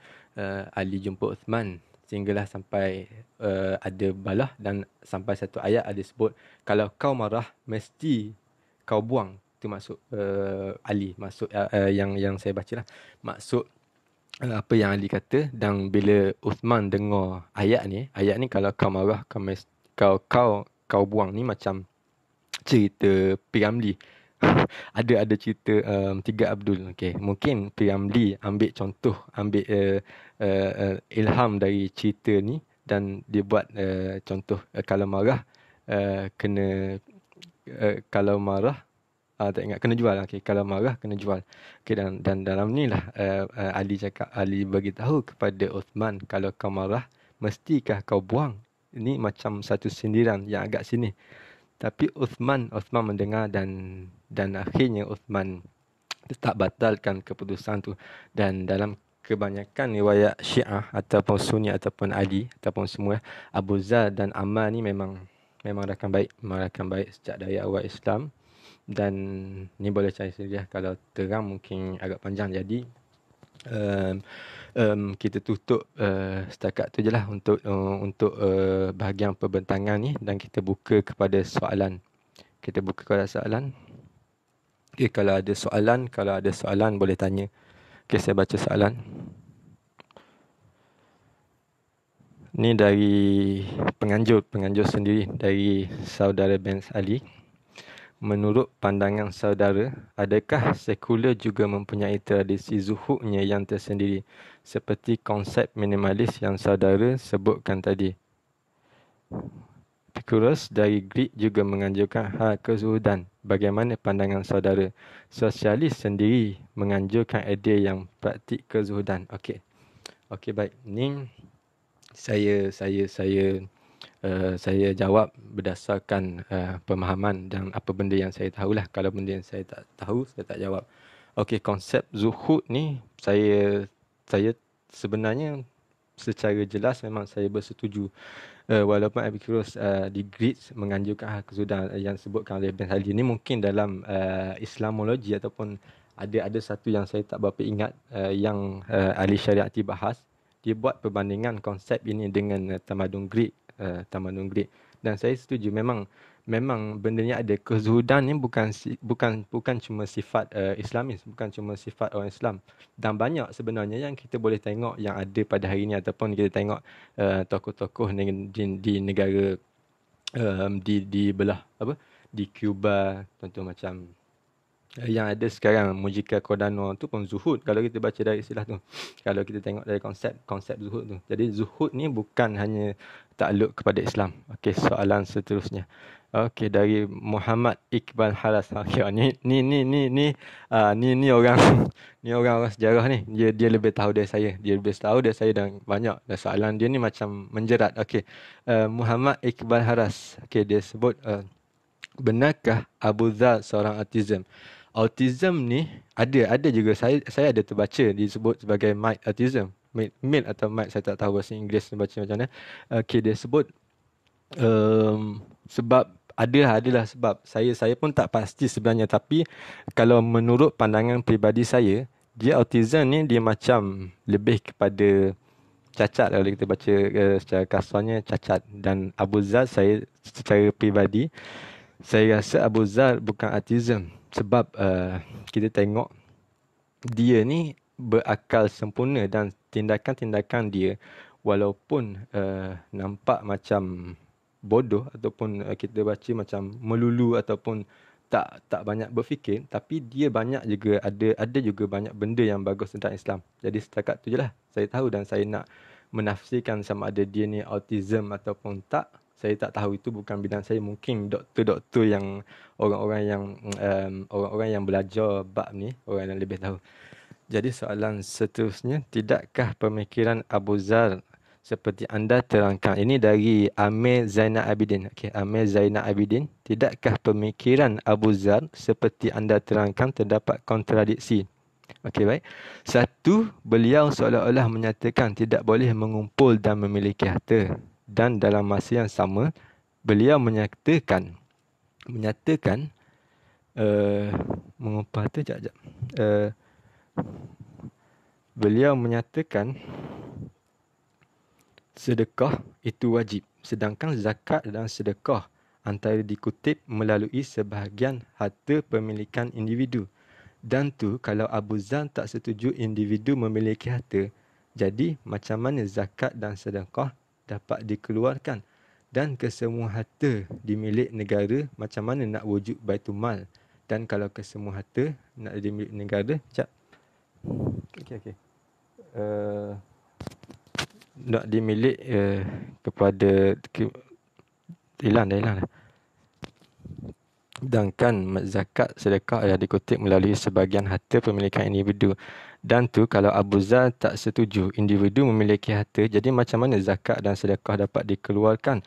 Dan kesemua harta dimilik negara, bukan macam mana wujud Baitul Mal, yang mana proses harta persendirian dijadikan harta negara. Sedangkan kesemua harta dimilik negara, maka proses akan jadi harta negara kepada harta negara. Yang ni saya tak berapa faham. Sebab Kalau tengok konsep, dia ada sistem dia, zakat tu ada, memang jelas. Bukan dia kata benda ni tak berlaku. Dan konsep dia, sebab benda ni kalau nak terang, mungkin saya terang akan datang lah. Mungkin kalau saya tu sebab saya perlu fikir, macam mana cara mudah untuk terangkan benda ni. Saya minta maaf. Sebab mungkin saya tak boleh terang sekarang. Okey. Okey, soalan seterusnya. Saudara menyatakan Abu Dzar betul-betul berpegang kepada prinsip. Jadi mengapa ketika wujud penjualan isu penjualan rumah di Madinah, jika beliau berpendapat ianya salah, kenapa ia bukan sesuatu yang benar-benar diperjuangkan? Okey. Sebab satu lagi konsep Abu Dzar, kita bahas prinsip. Prinsip ini sebenarnya Abu Dzar, sebab saya kata prinsip tidak semestinya kita lihat kepada cuma satu jalan. Abu Dzar, prinsip dia, selain dia kata dia ni menentang sebarang ketidakadilan, prinsip dia juga dia tak menentang pemerintahan. Okey, itu jelas. Itu pada saya itu jelas. Sebab tengok pada semua benda, kalau tak dia dah buat revolusi. Itu pandangan saya lah. Okey, saudara Amir Zainal Abidin. Okey, terima kasih untuk soalan. Okey, kalau yang lain-lain, kalau ada soalan lagi, kita tunggulah sekejap. Ni dah 10.31, dah sejam setengah. Okey, kalau tak ada, saya ambil dalam 2 minit lagi. Dalam 2 minit lagi ataupun 1 minit lebih. Kalau tak ada soalan, kita tutup lah.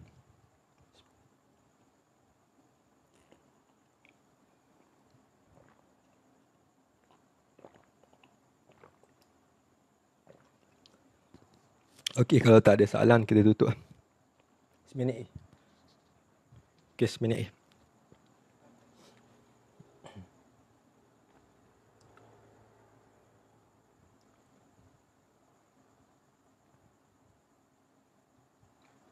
Soalan iltizam iman.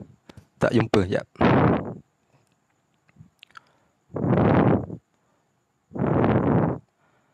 Okey, dari iltizam iman Abdul Jalil. Okey.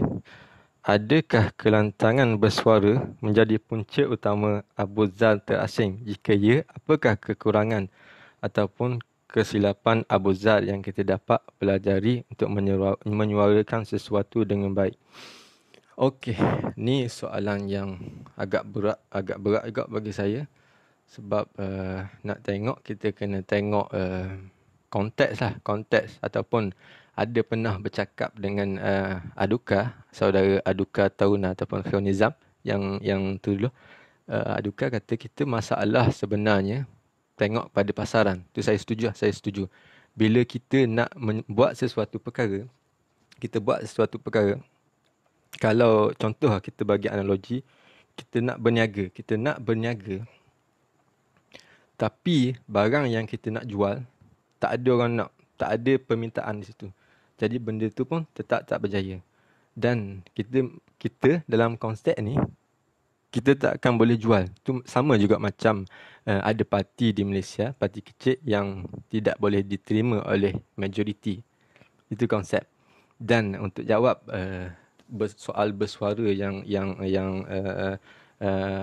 Iltizam ni tanya, saya rasa macam ia memang kalau kita tengok dari sudut keupayaan ataupun sejauh mana keupayaan suara kita boleh mencapai revolusi ataupun boleh mencapai perubahan. Sebenarnya suara ni tak, bagi ni pribadi ni, bagi saya sendiri, suara ni dia tengok pada penerimaan jugalah, macam konsep market. Kalau kita seorang yang bersuara dan tak ada orang terima, walaupun benda tu benda betul, tapi kita hidup dalam masyarakat yang individualistik ataupun masyarakat yang materialis, kita tak akan capai suara kaum tertindas sebab orang tak akan peduli dan pengaruh yang kurang. Tapi ia soalan yang baik, tapi sekurang-kurangnya ia adalah bentuk kalau kita tetap bersuara, ia adalah bentuk penentangan. Sekurang-kurangnya kita menentang. Ia macam cerita, kalau saya masih ingat ada satu cerita di zaman Nabi Ibrahim. Nabi Ibrahim yang nak dibakar, yang ni saya tak pasti sahih ataupun tak, yang ingin dibakar oleh pemerintah masa tu, dibakar ke dalam api, Zamrud ataupun apa saya tak ingat, dibakar ke dalam api. Kemudian ada seekor burung, ada yang kata burung kecil, ada yang kata pipit ataupun apa, tak pasti lah. Bila tengok api sedang marak, kemudian burung tu dibawa air dalam paruh dan disiram ke atas api yang besar. Tapi kesannya api tak padam, dan dia pun berulang-alik dia tak buat apa-apa juga. Kalau kira pun dia tak membantu. Tapi binatang ada cerita lah. Dalam cerita tu juga binatang lain ada yang mentertawakan burung tu maksudnya. Sebab burung ni buat kerja yang sia-sia. Sedangkan aku yang besar, contoh macam gajah ataupun binatang lain, aku yang besar tak mampu memadamkan api. Tapi kau buat. Tapi burung tu jawab, walaupun aku tak memadamkan api, sekurang-kurangnya aku ada satu jawapan. Sebab itu konsep iman. Itu konsep iman yang saya faham. Sebab mungkin saya akan ada jawapan di akhirat bahawa saya sudah berbuat sesuatu untuk membantu Ibrahim masa itu. Okey, baik. Okey, setakat tu lah. Okey, kita tengok kalau ada soalan-soalan lain. Saya ada satu lagi soalan di atas berkenaan Abu Bakar dan Uthman. Okey, Amir Zainal Abidin kejap. Okey, mana. Tengok pandangan saya sekul. Itizam. Okey, kejap. Dari manakah? Dah setuju jangan. Okey, ni ada lagi. Atas lagi tak? Sekejap. Dari penganjur, adakah anda setuju dalam perjuangan non-konformis ala Abu Zar, sedangkan dari sudut pencapaian politiknya dia gagal, bahkan tiada siapa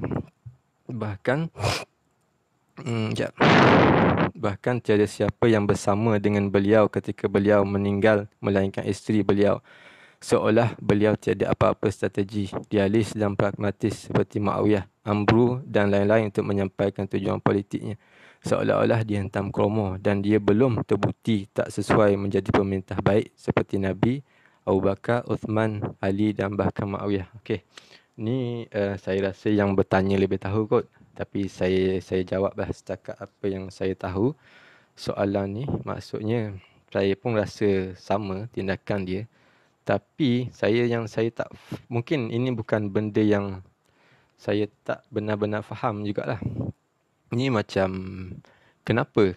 Kalau saya pun ada soalan, tapi soalan yang Abu Zar, tapi saya ada persoalan lebih kurang macam ni yang saya tak mampu juga jawab. Kita tengok Blok Ali pun ataupun Ammar bin Yasir, kita tahu dia adalah orang yang lebih mirip kepada sistem sosial, sama ataupun lebih kurang macam Abu Zar. Dan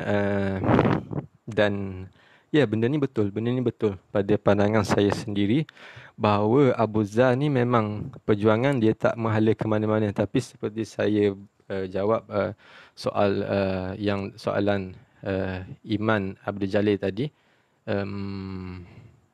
soalan Iman Jalil tadi, walaupun benda tu tak menjadi apa-apa, tak memberi kesan, tapi sekurang-kurangnya kita bekerja, kita buat sesuatu. Tu yang saya fikirlah, itu pandangan saya. Sebab sekurang-kurangnya kita buat benda yang betul. Kata Tuhan, kulil haq, Nabi, kulil haq wala kana murad.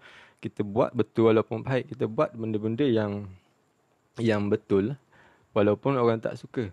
Itu je lah. Itu aja kemampuan. Takkan kita nak ikut juga yang orang buat yang tak betul. Itulah fikiran saya. Dan ni mana? Okey, ini soalan Amir Zainal Abidin. Okey, Amir Zainal Abidin ni soalan di atas yang mungkin saudara terlepas. Bukan pada pendapat saudara, bukankah Sayyidina Abu Bakar dan Uthman lebih layak diangkat sebagai sosialis? Sayyidina Abu Bakar infak harta dan hanya tinggalkan keluarganya dengan Allah dan Rasul. Sayyidina Uthman membeli telaga dari pemuda Yahudi yang menginfak kepada rakyat. Quran menyatakan tidak akan dikira kebajikan sehingga seseorang memberi harta yang disukai, tidak cukup dengan empati. Sedangkan Abu Zar tidak mempunyai pengalaman sedemikian. Okey, baik. Ni saya setuju sebab dia kata banyak sumbangan jasa Abu Bakar dan Uthman ataupun Umar dalam perjuangan. Okay, kita setuju. Mungkin kalau dia kata macam ni konsep ni dalam konteks sosialis kan. Okey, dia kata lebih sosialis. Kita mengulas dasar merakyat. Kita mengulas, okay, saya pun setuju dasar kita dari sudut dari sudut fahaman apa sosialis sendiri. Mungkin yang ni Benz boleh jawab, Benz lagi tahu dari saya.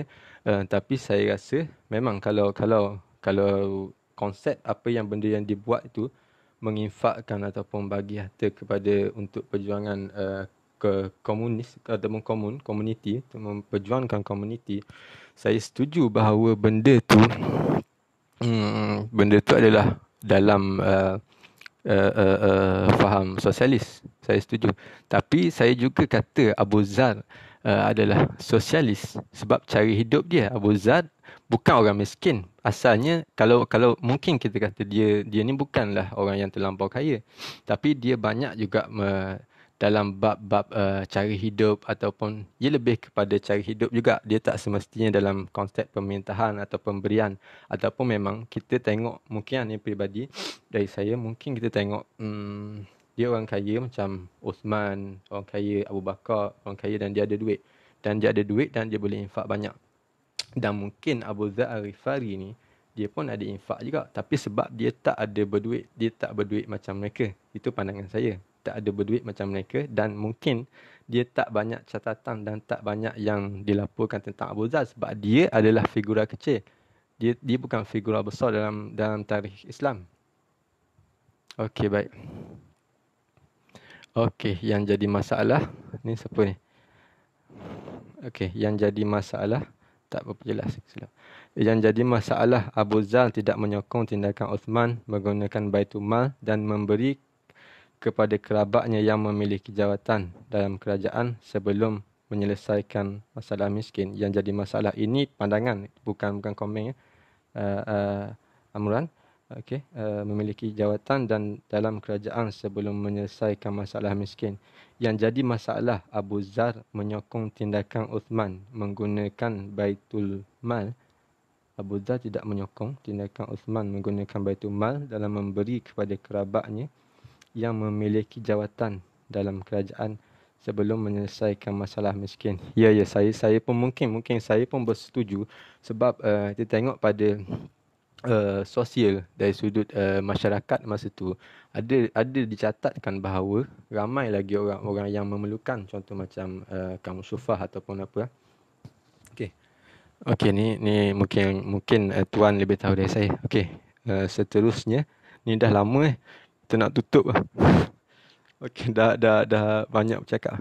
Adakah saudara setuju dengan pandangan Taha Hussein bahawa para sahabat itu mempunyai tingkat-tingkat atau kelas-kelas tersendiri seperti yang disebut saudara tadi, sementara tadi seperti Ammar, Abu Dzar, Ali berada dalam kelas du'afa, sementara sahabat-sahabat besar, bangsawan, berjuis berada di tingkat lain, seperti Abu Bakar, Umar mungkin berada di kelas lain, sementara Muawiyah, Amru dan Marwan. Okey, tak ialah. Okey. Oh, maksudnya okey, seperti yang Taha, okey, Taha Hussein kata ada tingkat-tingkat. Okey, itu dari pandangan dia. Kalau ini soalan terakhir, saya dah secara peribadi saya tak tahulah sebab sumbangan ataupun apa yang dibuat, apa yang disampaikan oleh Taha Hussein, dia sebut ada tingkat-tingkat, maksudnya ada sahabat yang memberi lebih tingkat dia lain dan ni tingkat lain. Yang tu mungkin saya kurang bersetujulah sebab dalam konteks saya takwa, cuma takwa, tengok konteks Islam, cuma takwa je lah. Maknanya kita derma ataupun kita buat apa-apa saja, serahlah kepada Tuhan untuk menilai sama ada benda tu sebagai amalan baik ataupun tak. Sebab tu saya letak mudah kepada tengok konsep takwa dalam Islam. Okey, ada soalan lagi tu dari penganjur. tentang Khawarij. Okey, cuba cari, jumpa tak? Skrin ni dah macam kelabu sikit sebab background belakang warna putih. Okey ni. Adakah saudara setuju bahawa Abu Zar ini yang ignite the revolution dan percikan-percikan kewujudan Khawarij dan pembunuh Uthman ada kaitan dengan ceramah-ceramah Abu Zar? Okey, ni soalan dari penganjur ya. Oh, yang ignite the yang menyalakan api revolusi. Ni bahasa sedap, ni bahasa penganjur. Kalau nak kata, ada satu kisah. Kalau ingat Abdullah bin Sabah ada juga cerita menghasut Abu Zar, tapi riwayat dia taklah berapa kuat menghasut Abu Zar. Dan kalau bab Khawarij ni, saya tak berapa jelas juga sebenarnya. Saya tak berapa jelas juga pemenang Uthman terkait dengan ceramah-ceramah Abu Zar. Mungkin ada, mungkin tak, saya tak tahu. Okey, saya jawab saya tak tahu. Okey. Okey, tak ada soalan. Okey, kita dah lewat ni. Okey. Jadi setakat tu sajalah apa yang disampaikan. Moga-moga sebenarnya tak ada benda pun dari saya. Ramai lagi orang yang mendengar, orang yang melihat lebih pandai, lebih tahu dari saya. Cuma saya menyampaikan apa yang saya simpan. Sebab harapannya mungkin kalau saya simpan kertas-kertas ataupun tulisan-tulisan yang seperti itu akan hilang dimakan ulat buku ataupun anai-anai. Tapi kalau saya sampaikan, sekurang-kurangnya dapatlah sedikit dikongsi, dan moga-moga benda ni, perkara apa yang saya sampai boleh jadi manfaat kepada orang lain sedikit sebanyak. Dan di musim ni kita tutuplah semua. Moga-moga semua selamat, jaga diri, jaga kesihatan. Okey, Assalamualaikum.